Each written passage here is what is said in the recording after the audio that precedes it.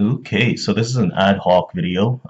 It's let's say it's more ad hoc than they usually are. But yeah, I just watched Lindsay Shepherd's latest YouTube video talking about the culture of mental health.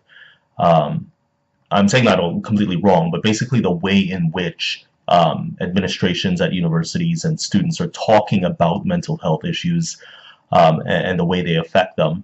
I agree with her on the main level of saying that all these discussions around mental health get convoluted with basically normal levels of stress and anxiety and things like that. And I agree with her too that a lot of what happens with mental health issues is an unwillingness to talk about these things rationally, and that's where the problem begins. Now, my last video, I made a video about anxiety and things like that, and I don't want to come off as being defensive, but I will say that um, through my work life and my academic career, which was I mean I graduated in 2005 from Ryerson. I have struggled with mental health issues, but I've never really actually offloaded the problem on other people, and especially on the policy and the processes involved with with work and with education or university life, etc., etc. Now we all do interact just out of necessity by living in the world. I mean, if an employee or if a student is having mental health issues, you will feel the effects of it. Um, throughout the organization. I mean, that will happen. But I mean, other people have other problems that are felt throughout the organization as well. You think about women that have kids, et cetera, et cetera. I mean, there are policies that get changed around, parenting and time off and maternity leave and paternity leave and all these things. So I mean, there are policies that do mold themselves around the individual problems that people have, as well as the collective problems that people have. But I just want to say that I tend not to blame anyone for my mental health issues, and I try to keep those issues in perspective. So I seek out the remedies and the solutions to my mental health problems while trying to minimize the burden I place on people that are just functioning as they would normally function.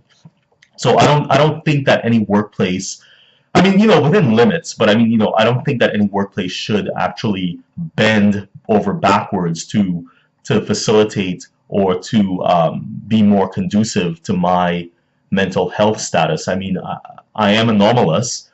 Mind you, there are a lot of people that experience mental health issues, but I am anomalous in the sense that I have a disability, and yeah, I don't expect that people should be treating me in any regular course of their lives special or in any special way because of that disability. I mean, I have a disability, and that's why I need the supports I need, but it's also why I don't, you know, I don't I don't demand that policy be shifted and changed around me.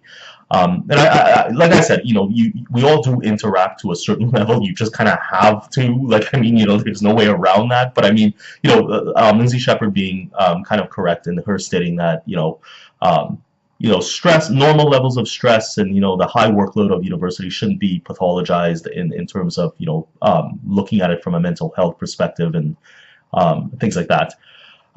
Now, and just to wrap up, I'd like to say that there is a lot of misunderstanding when it comes to mental health. A lot of people don't fully understand what that is, and mainly because it's been a subject that's been so subdued for so very long. It's always been stigmatized, and people just, like I said, people just do not have honest conversations about what mental health is. Um, you say something about mental health, and yeah, to this day you still get this invocation of, like, insane and crazy and, like, whacked out and blah blah blah. Not to mention all the other problems with things like addiction hygiene, to name two. But so yeah, so I mean, that's basically what I wanted to say, and hopefully that makes sense. Bye.